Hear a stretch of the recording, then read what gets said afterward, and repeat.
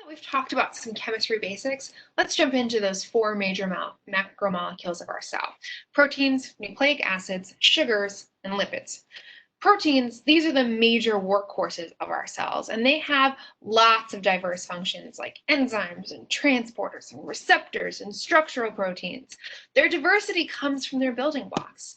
In proteins, there are about 20 amino acids that are generally used, and all of them have an amino group and a carboxyl group attached to an alpha carbon. And that alpha carbon also has an R group. And the R group is what gives amino acids their variety.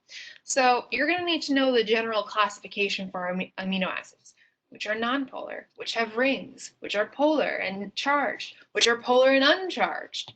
You should also know the structure of glycine. It's the simplest amino acid, and that cysteine with its sulfur group can do some fun chemistry and form disulfide bridges, which are super important for protein structure. Scientists, we also frequently abbreviate amino acids both with a 3-letter code and a 1-letter code. So you're going to need to know that too. Amino acids are linked with peptide bonds, and the sequence helps form that first level or primary structure of a protein. The second level, that depends on the bonds and interactions that form between amino acids, things like hydrogen bonds or ring stacking. For example, proteins can have alpha helices, which have hydrogen bonds holding it together, or beta sheets, which also use hydrogen bonds. These secondary structural elements form the basis of protein motifs, which are common elements that are found in multiple proteins. Things like hairpins or helix turn helices, and different motifs can have different functions, like DNA binding, for example.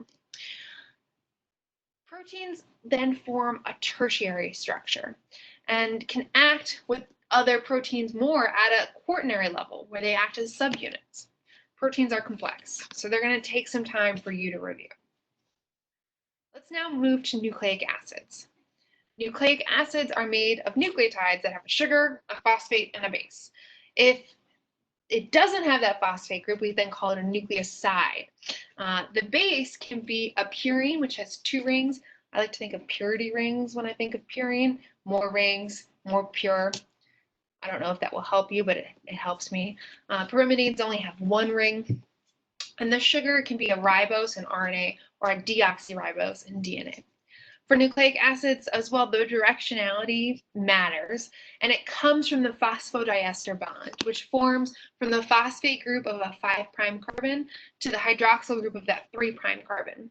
We therefore write the sequence of nucleic acids in that 5' to 3' direction. Nucleic acids are also complementary, with these base pair pairings coming together: adenosine to thymine or uracil in RNA, cytosine to guanine, and they're synthesized from a template strand. Think about how RNA and DNA differ. Which one is more stable? Why is that? Let's briefly talk about our last 2 macromolecules, sugars and lipids. They're much more straightforward. Sugars are saccharides, and they have that CN-H2ON template. They are joined by glycosidic bonds, and they can either be structural or used for energy storage. Lipids are a diverse group of hydrophobic molecules that make up membranes, and they signal things, and they store energy. And lots of lipids are going to use fatty acids as a building block. Fatty acids can either be saturated, which means they're solid at room temperature, or unsaturated, which means they're liquid at room temperature.